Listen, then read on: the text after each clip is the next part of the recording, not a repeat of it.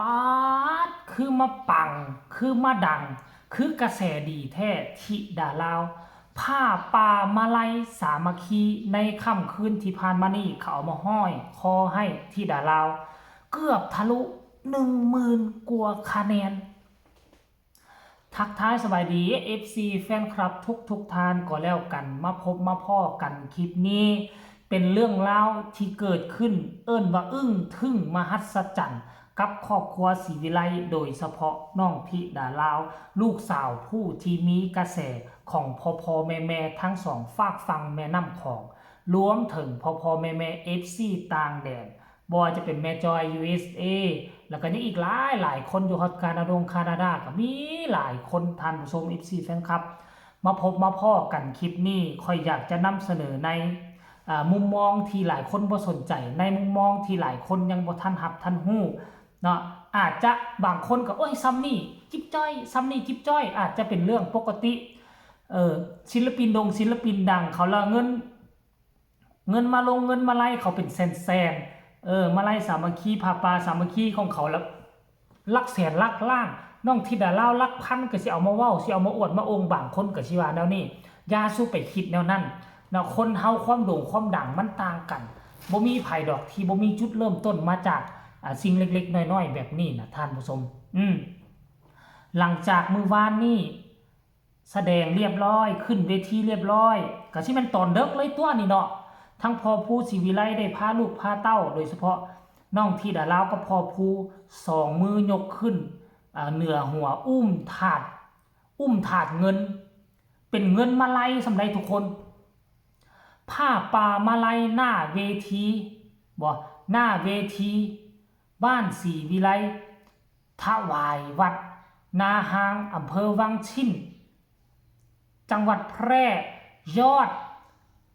7,770 บาทเนี่ยทุกคน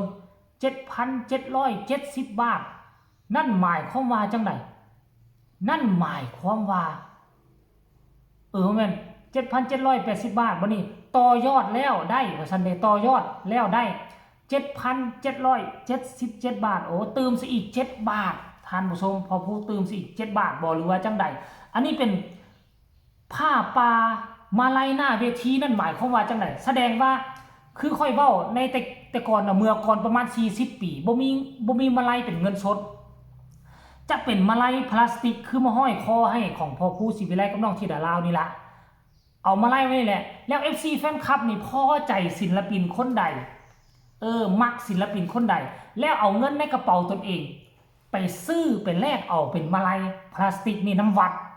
ดจะเป็นผู้คุ้มครองไปซื้อน้ำวัดก็จะได้เงินไปแล้วหลังจากนั้นก็จะเอามาลัยนี่ไปห้อยคอให้กับศิลปินคนนั้นอันนี้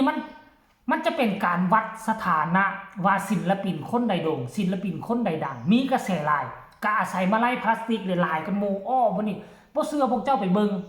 ย้อนไปเบิ่งคอนเสิร์ตตั้งแต่ผู้ใดก็พรศักดิ์ซองแสงตั้งแต่รุ่นสายันเนาะไอ้เป้าสายันรุ่นนั้นน่ะรุ่นเก่าๆรุ่นแม่บานเย็นรุ่นสุนารีน่ะย้อนไปเบิ่งแม่เมื่อประมาณ20-30 ปี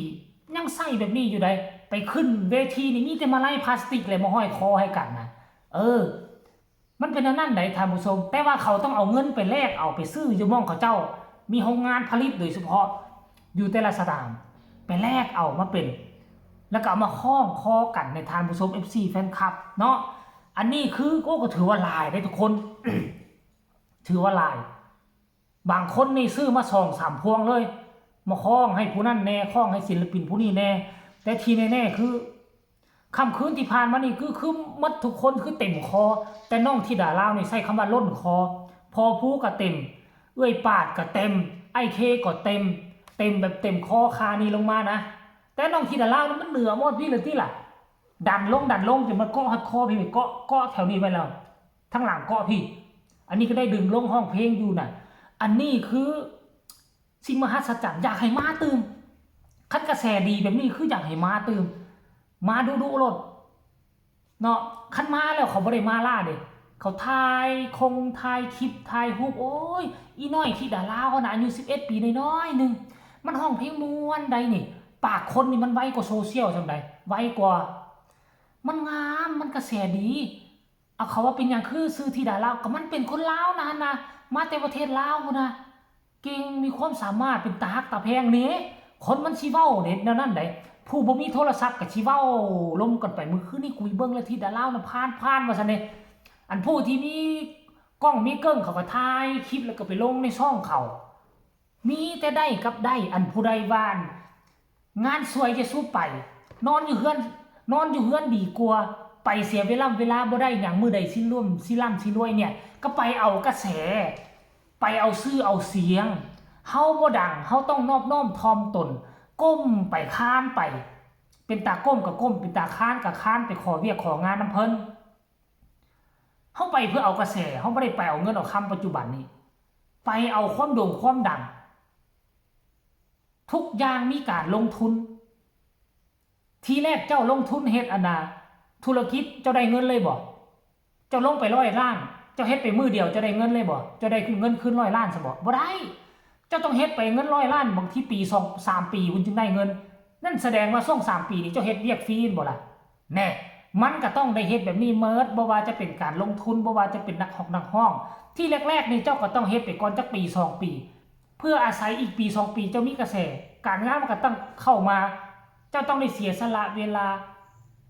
บ่แม่นว่าตนเองหากอาชีพเข้าวงการมาใน3-4 เดือนก็จะให้หมู่มาจ้างคันบ่จ้างบ่ไปแล้วก็บ่เคลื่อนไหวหยังอีกตื่มบ่เฮ็ดหยังอีกตื่มกระแสมันก็บ่มีเพราะฉะนั้นพอผู้เฮ็ดแบบนี้เนี่ยมันถูกต้องที่สุดแล้วมันถูกต้องเห็นบ่ล่ะ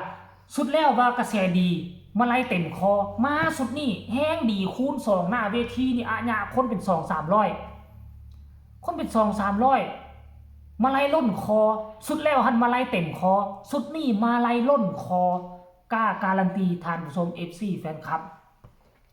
โยมาฟังคำคิดคำเห็นจัก2-3คำคิดคำเห็นมึงดูบาทเนี่ยทุกคนหลังจากเห็นคอมเมนต์ก็เป็นร้อยคอมเมนต์นี่บอกว่าอนุโมทนายายรุ่นตัวสาธุน้ำบ้านศรีวิไลสาธุคนนี้บอกว่าอนุโมทนาบุญน้ำเด้อว่าซั่นอนุโมทนาบุญน้ำขอให้บุญกุศลบารมีกับมหาทีมงานศรีวิไล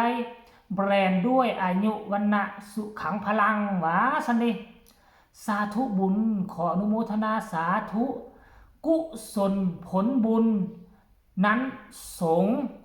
นั่นทรงครอบครัวศรีวิไลทุกคนครับอนุโมทนาบุญนำเด้อครับกุศลศรัทธาของศิลปินบ้านศรีวิไลทุกท่านขอให้เดินทางกลับ